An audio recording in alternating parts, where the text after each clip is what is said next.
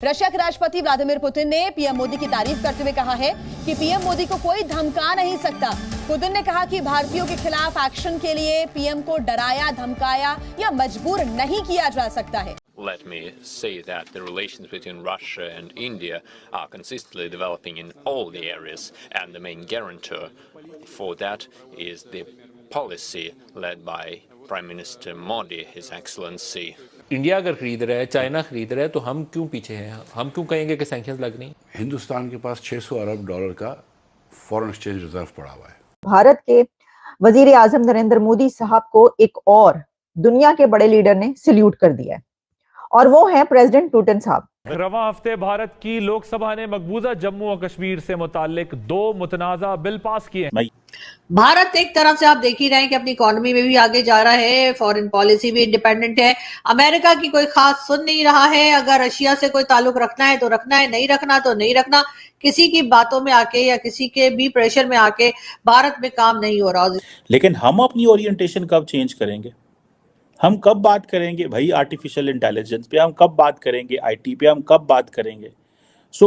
हमारी जो कॉन्फ्रेंसेस हैं, हमारा जो डिस्कोर्स है, वो सारा टाइम सिक्योरिटी भी है। सानू अफगानिस्तान ही खा चला है। देश इंडिया, बांग्लादेश और ममालिक देखें बहुत ज्यादा आगे चल गए। ये बात तो अब पूरी दुनिया को पता है। लेट्स सपोज इधर कोई कहेगा नहीं हम आगे हैं तो लोग हंसेंगे। नहीं बहुत पीछे जमीन के थल्ले आ गए हैं। इस किस्म की जब इकोनॉमी होती है तो जाहिर है कि उससे ताकत भी आती है, इंडिपेंडेंट भी हो जाते हैं और अपनी मर्जी भी जो है वो कोई भी कंट्री चला सकती है, जो कि भारत कर रही है। अब वो जो बात करने के लिए रशिया ने आपको तेल देने से इनकार कर दिया, ये कह रहे हैं आप? रशिया ने बिल्कुल हमारा जवाब भी नहीं दिया लेटर का। उन्होंने पुतिन साहब का ये कहना है कि तुम मोदी को नहीं डरा सके, तुम मोदी को नहीं डरा सकते, उसको खौफजदा नहीं कर सके।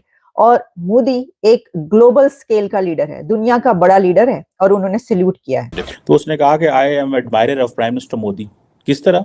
उसने कहा कि उसके ऊपर वेस्ट से बड़ा प्रेशर है, लेकिन उसने ताल्लुकात को बैलेंस कर दिया, उसने बैलेंस करके दिखा दिया। अमेरिका जो है, इसमें कोई शक नहीं है कि इंडिया के पास ऑप्शन ज़्यादा हैं।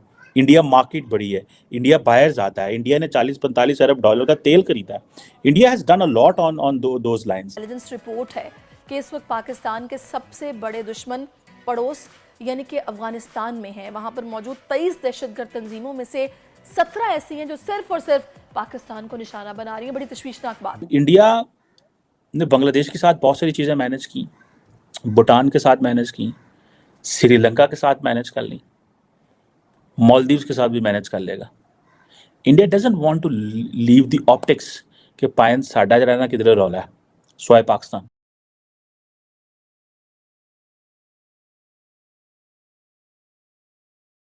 जय नमस्कार दोस्तों। तो दोस्तों वैसे तो आपको पता ही होगा दोस्तों कि भारत में हमारे मोदी जी कितना कुछ कर रहे हैं और पूरे भारतवासी कितना ज्यादा तारीफ करते हैं हमारे मोदी जी को लेके।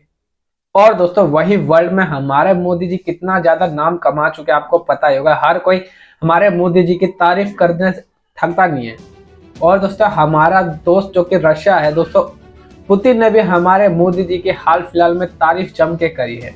और दोस्तों उन्होंने बोला है कि लीडर हो तो मोदी जैसा हो, पूरा एकदम लीडर। उनको डराना एकदम बहुत मुश्किल है क्योंकि मोदी जी किसी से डरने वाले नहीं हैं, उनको दबाव नहीं ला सकते, ऐसा पुतिन का मानना है। दोस्तों आइए देखते हैं कि पाकिस्तान मीडिया का इसके ऊपर क्या रिएक्शन होता है। इमरान रोज खड़े होते हैं, वो कहते हैं रूस से तेल मिल सकता था, इन्होंने अमेरिकी दबाव पे नहीं लिया। आप लें रूस से अगर सस्ता तेल। मुझ पे अमेरिकी दबाव है ना, इमरान खान पे तो नहीं था, तो उसने क्यों नहीं ले लिया मार्च में? हिंदुस्तान ने तो मार्च में भी लिया था। भाई ले लेते ना इमरान खान भी। चलिए अब ले लें। नहीं इमरान तो अब चला गया। नहीं इमरान खान ये कह रहे थे ना कि तेल मिल रहा था रशिया से। रशिया वाले कह रहे हैं कि नहीं है। इमरान खान ने खत, जो हमाद साहब ने खत लिखा वो 30 तारीख मार्च की लिखा। इमरान साहब 22 को गए थे।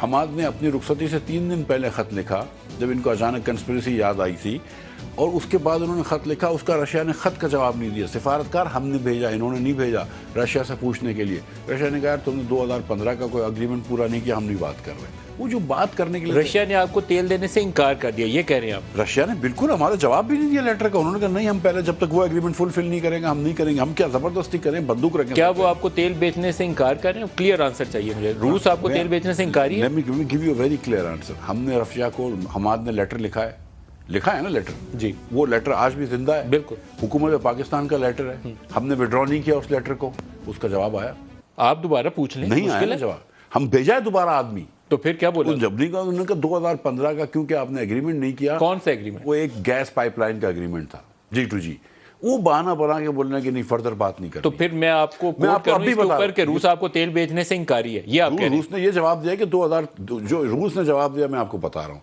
कि 2015 फॉलो अप कर सकते हैं मिस्टर साहब, इससे पाकिस्तान फंसा हुआ है ना। नहीं मेरी बात सुन, 2015 का उन्होंने कहा आपने गैस पाइपलाइन का एग्रीमेंट नहीं किया तो हम आपसे मजीद क्या बात करें, ये इन्होंने कहा है एग्जैक्ट मैं आपको बता रहा हूँ जो मुझे पता है, ठीक है।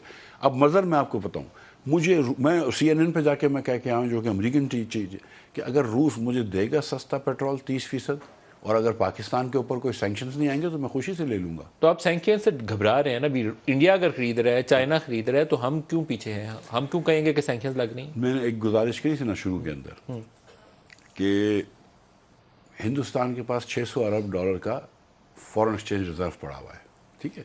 हिंदुस्तान नहीं खरीद रहा है, जर्मनी भी खरीद रहा था गैस, जर्मनी भी ऑयल गैस खरीद रहा था, मतलब फ्रांस भी ऑयल खरीद रहा था।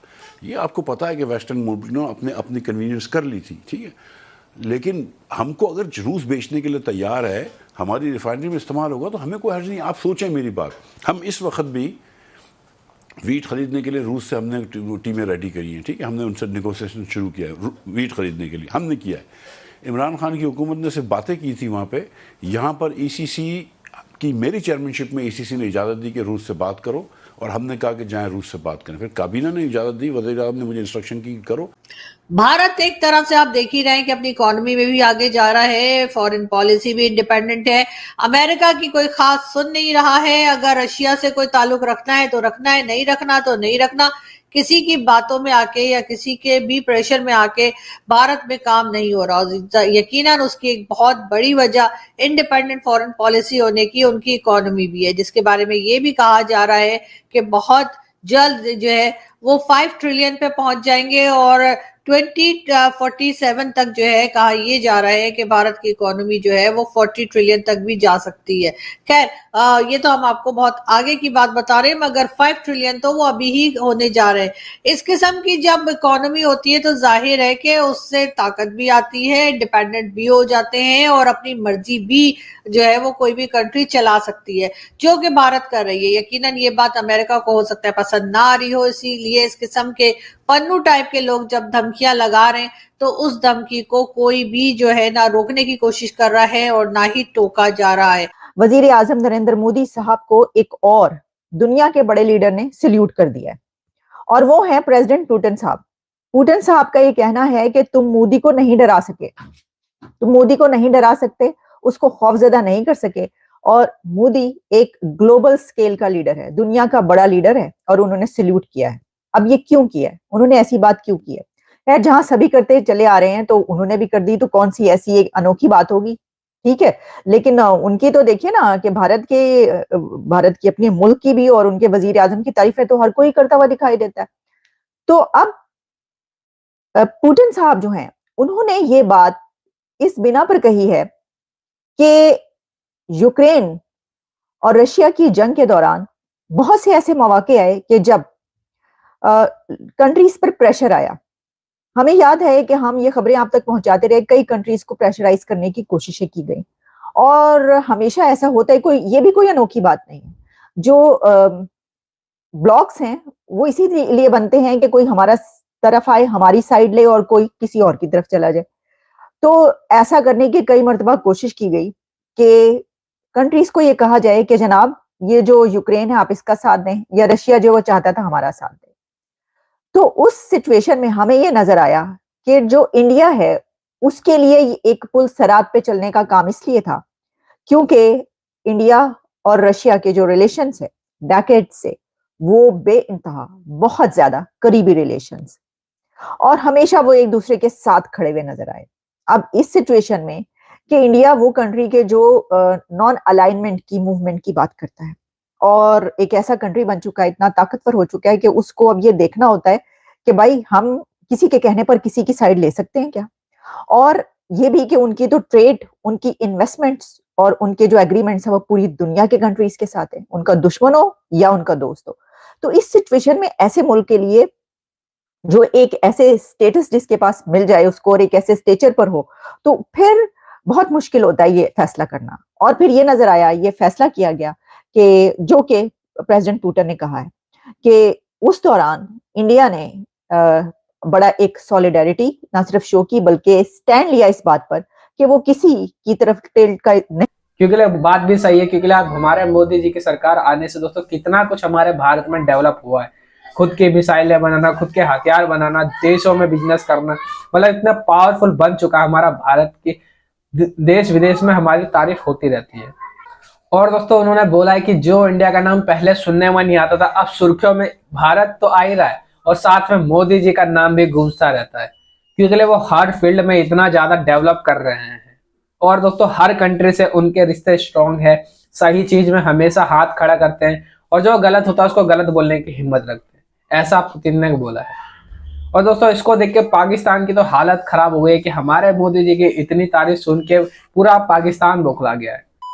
अगर दोस्तों आपको वीडियो अच्छी लगी हो तो प्लीज इसको लाइक कर देना, कमेंट जरूर करना, अपनी राय जरूर बताना कि क्या लगता है क्या होगा, और सब्सक्राइब कर लेना ऐसी न्यूज़ देखने के लिए। और दोस्तों एक लाइक जरूर कर देना, क्योंकि यार वीडियो बहुत मेहनत से बनती है, बहुत ज़्यादा रिसर्च करके लाना पड़ता है, बहुत मेहनत लगती है, तो आपका एक लाइक मेरा कॉन्फिडेंस बढ़ा देगा। बाकी मिलता है अगली वीडियो में। जय हिंद, जय भारत।